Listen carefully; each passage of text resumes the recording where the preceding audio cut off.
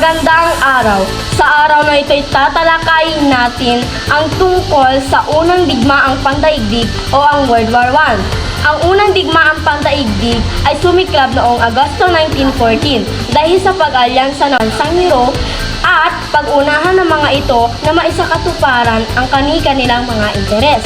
Nabuong mga alyansa, Central Powers at Allies. Ang Central Powers ay binubuo ng mga bansang Germany, Austria, Hungary at Italy. Ang Allies naman ay France, England, Russia at USA. Si Archduke Francis Ferdinand ay isang pinuno ng Europe na namatay na nagpasiklab ng digmaan.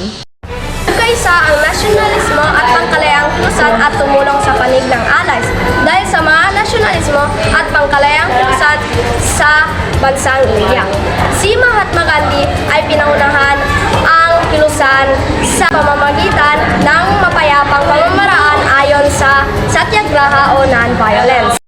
Russia at ang Great Britain ay inatake ang Ottoman Empire o ang Iran na nakipag-alyado sa Germany. Ito ay nagulat ng malawakang pagkasira ng pamayanan, ari-ari at pagkamatay ng maraming Iranian at pagkagutom. Pang 1915 to 1921, humigit kumalang sa 6 na taon ang pag-aalsa ng mamamayang Iran. Taong 1919, hiniling ng Great Britain sa punong ministro ng Iran na lumagda sa kasunduang magbibigay ng kapangyarihan sa pagkontrol ng ekonomiya, politika at pangmilitar sa bansang Iran. Ito rin ay magbibigay daan sa pagiging ganap na protektadong bansa ng Iran ang Great Britain.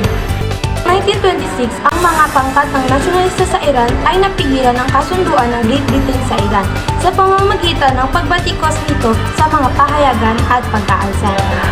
Natalo ang Central Powers.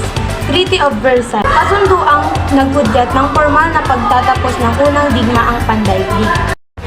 Noong taong 1914, ang kanlurang bansa ay natuklasan ang nananangin sa kanluraning Asya na naging dahilan upang maging mas interesado ang mga kanluranin na marito at matatag ang sistemang mandato. Ang mandato ng Syria at Lebanon ay nabasa kamay ng mga France, habang ang mandato ng Palestine ay nasa mga Ingles. Ang taong 1917, ang mga Ingles ay nagkaroon ng Balfour Declaration na kung saan nakasaad na ang Palestine ay bubuksan sa mga Jew o Israelite upang maging tahanan o homeland at naging dahilan upang magkaroon ng hindi pagkakaunawaan ang mga Muslim at Jew. Pagkatapos ng unang digmaang pandaigdig, lumakas ang kilusang nasyonalismo sa India na naging daan upang magkaisa ang Hindu at Muslim.